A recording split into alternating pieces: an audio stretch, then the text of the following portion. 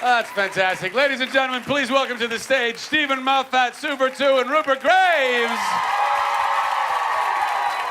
Right to here, right. Come on in here. Get on in here. Oh, can you go? Oh, you're going to switch it up. They switch it up. Might want to change those lower thirds. Hey, everybody. Welcome. Welcome back to Nerd HQ.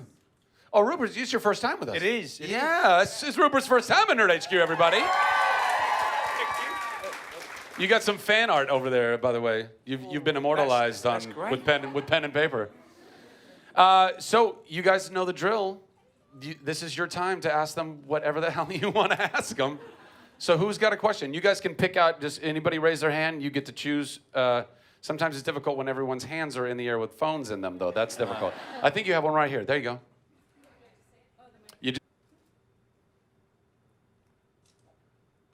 Matt Smith. Hello, hello. Hypothetically, for all three of you, if you were on a rooftop and you were, I don't know, blackmailing a very charming sociopath, if you were to, for some reason, put a firearm into your mouth and pull the trigger, how would you fake that?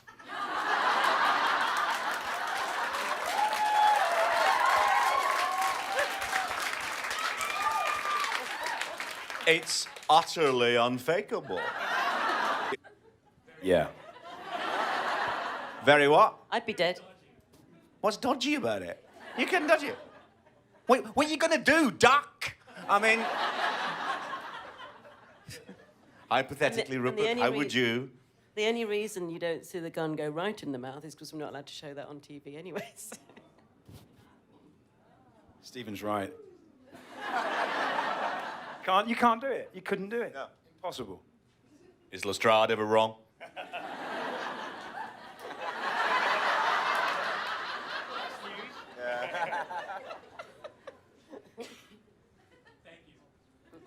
Right over there.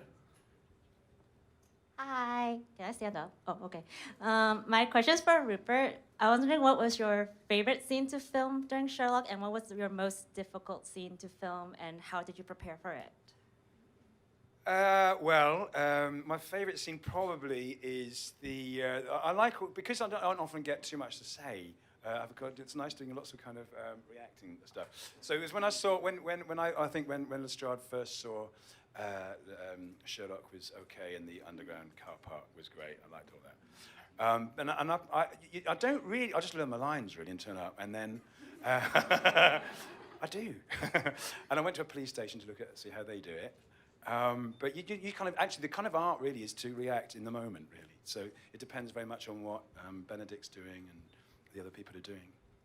There's a lovely scene, isn't there, in the special, which obviously you haven't seen, which you do with Mrs. Hudson. Yeah, well, yeah. I did. It's the first scene, isn't it? Proper scene between Lestrade and Mrs. Hudson.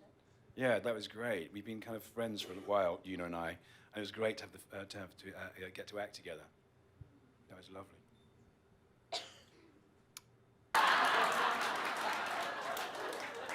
And I also had to park the car when I was in labour because you couldn't I'm a reverse. terrible driver.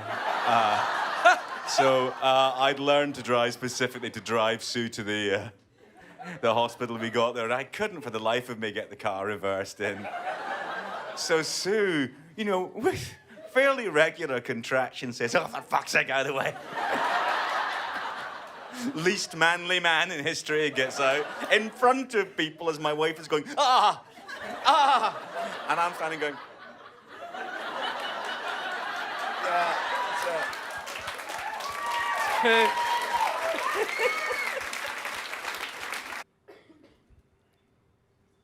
Mr. Moffat, huge fan. Love your work. My question is for all of you. I'm wondering, in your everyday life, are you more of a Sherlock or a Watson? Watson. I mean, let's be honest. I mean, because Sherlock's really clever. I mean, that's it. I wish I could be like Sherlock Holmes, but I'm too stupid. That's true, I can't.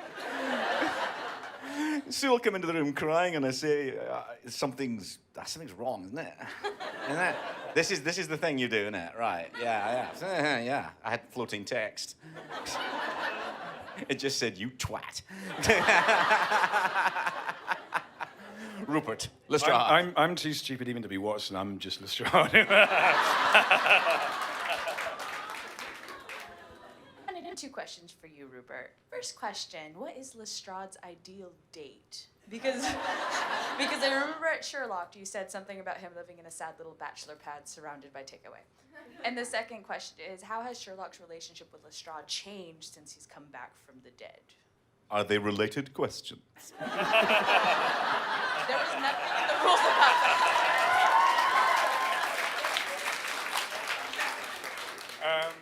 Mycroft is Lestrade's date. No. No.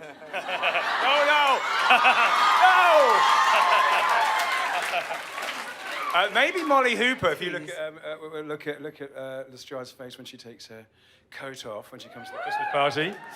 And what was the other? Sorry, the other question. I told you I was thick. How has Sherlock and Lestrade's relationship changed? I don't really know yet because we haven't had enough. We've kind of. Came back from the dead. Thanks. Well, we bounced back to the Victorian era and all that's kind of. We'll wait for the fourth series to come along and see how that changes. But I think it will deepen their love.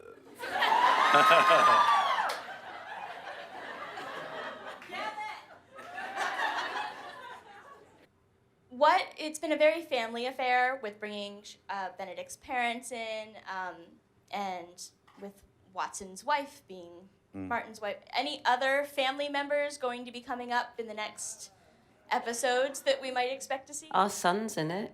Yes. Well, maybe we should adopt the people who aren't part of our family. We should...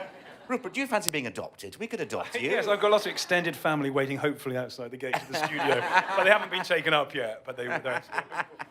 It's actually a canny device for keeping the budget down by making everyone kind of double up in bedrooms. Always the producer. Hello. Hello. Lestrade, could we ask you to say, "You bastard"? You bastard.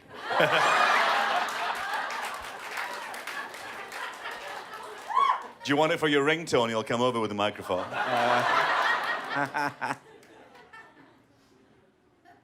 Who says that refers to a sibling?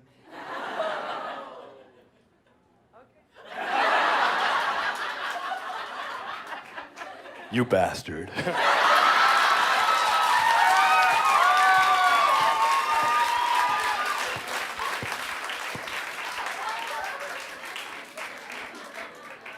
Oh, you've got your routine now, haven't you? There we go. Yeah. 2 words is all I need. First of all, I just wanted to say, Rupert, I have loved you since Freddie Honeychurch and Room with a View. Thank you. Loved you. My question is for all of you. What did you want to stand out with your Lestrade as opposed to other portrayals of Lestrade? Well, I approached the part very simply. I just thought I wanted to be a kind of copper that you could believe was a copper, and kind of act as a kind of sounding board for Sherlock's kind of brilliance, really. So I just approached it just really soberly as a policeman, a credible policeman. In terms... Obviously, this is a show that appeals to a wide fan base and has touched a lot of people. So what has most surprised and delighted you, all of you, about the fan response to this show? That's true. Well, the Sherlock event was great. I've never been to any of these Comic-Cons before. But there was a... thank you. But it's the passion and the creativity is astonishing. And it's, as it should be. It's a lovely symbiotic relationship between the material and the fan base, which is great.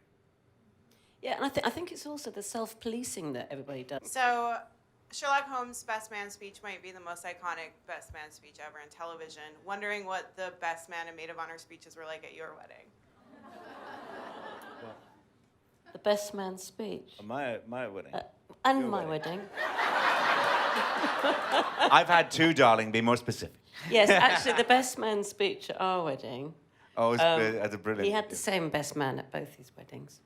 And so he said, what was it?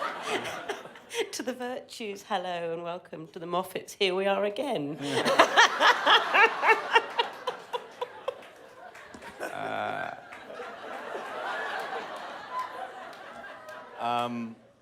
I've lasted longer.